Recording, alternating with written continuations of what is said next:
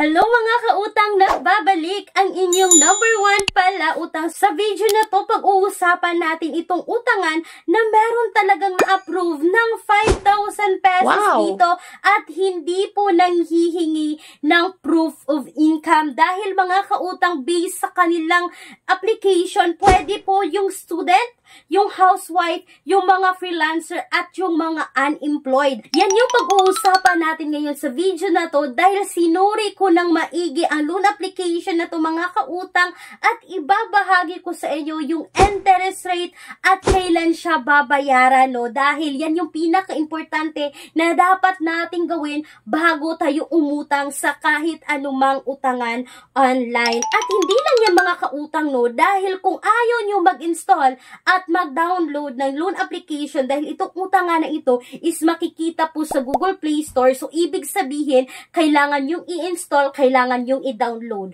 Kung ayaw nyo ng ganyan, kasi nga nakukuha nila yung mga photos natin. No? For example, dito sa utangan na ito, nang-access ng contacts, phone number, personal information, yung camera, yung location, yung SMS natin, at yung mga installed application sa phones natin. So, makikita nila yan mga kautang. Kung ayaw natin ng ganyan, may mga alternatives tayo nun. Apply direct website, hindi naghihingi ng anumang permission na ma-access yung phones natin. At hindi lang yan mga kautang, no? Dahil kung palagi nyo naririnig yung bank personal loan na sinasabi at binabanggit ko sa loob ng mga video ko mga kautang, kung gusto nyo ring sumubok na umutang dito sa nagpapautang ng minimum of 20,000, maximum of 2 million pesos, yes, legit po ito na bank personal loan. You can email me right away, clarissa@gmail.com, at pwede nyo rin akong tawagan mga kautang. Pwede rin po sa Viber account na makikita nyo ngayon sa screen.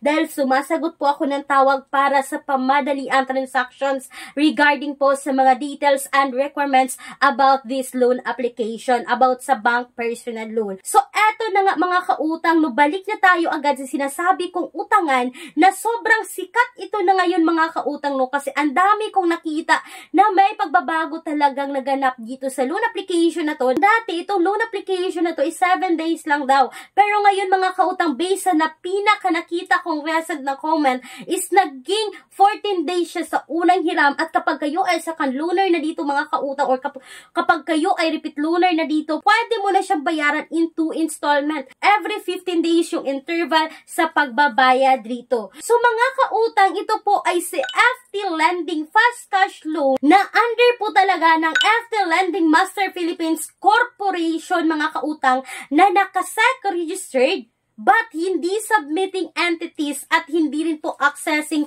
entities sa CIC. Yung pinakauna nating ilagay sa isip natin mga kautang na kahit nakasec registered ang isang utangan online is wag basta-basta agad umuutang lang. Dapat nyo talagang suriin muna yung interest rate kasi kahit sobrang laki ng mga interest ng mga utangan na nagsilabasan ngayon sa Google Play Store, mapa App Store man yan, ay nakapasok pa rin sa Securities and Exchange Commission mga kautang.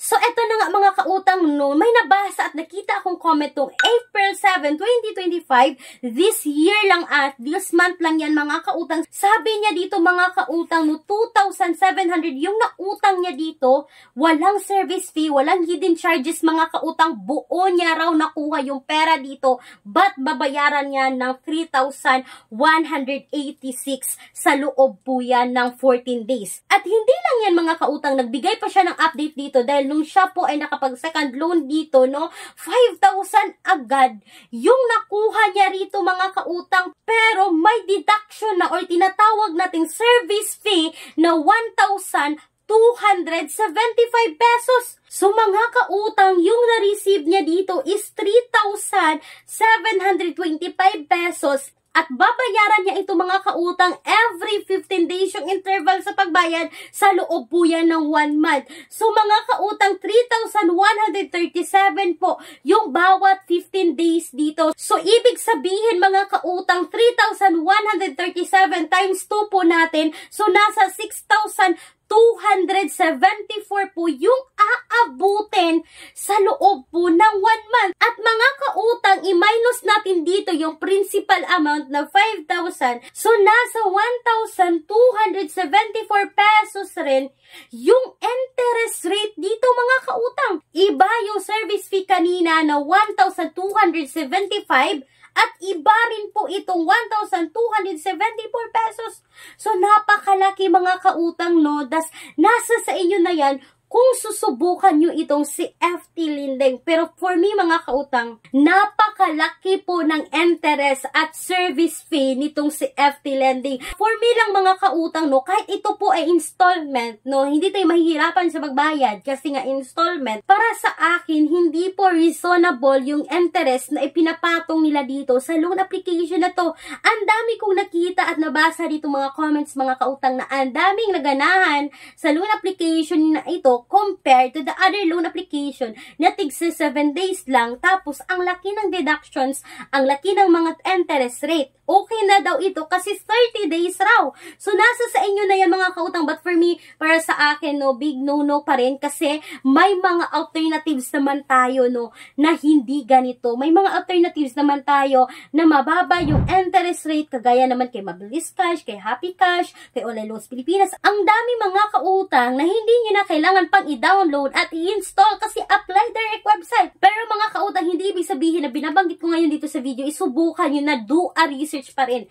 Suriin pa rin nating mabuti yung mga dapat nating utangan, kung pasok nga ba talaga, kung kaya nga ba nating bayaran yung mga interest rate para hindi tayo mabaon sa utang. So mga kautang, sana po ay nakatulong itong quick review about dito kay FT Lending. At mga kautang, hindi ko na i-share sa inyo yung pag-apply ko dito, but hindi po ako na-approve dito. Sinubukan ko talaga na utangan itong sa FT Lending, pero hindi ako na-approve. At better na rin mga kautang, no, dahil sa pag-apply ko dito is hindi mo makikita yung loan details. Saka mo pa siya makikita mga kautang kapag kayo ay na-approve na dito. Kasi pagkatapos mo mabigay ng mga details dito, personal information mo dito, lahat-lahat mga kautang is wala ka makikitang details unless kung kayo ay na-approve sa kanilang free evaluation. So yun na nga mga kautang, hindi ako na-approve doon, kaya hindi ko nakita yung buong details, kaya nga nagbabasa ako ng reviews. So hindi ibig sabihin mga kautang na sinubukan ko, isubukan nyo na rin. Kailangan do a research pa rin kayo. So mga kautang, sana po ay nakatulong itong quick and honest review about this loan application. Once again, this is Clarice, ang inyong number 1 pala utang, dahil utang is life. Bye bye bye mga kautang!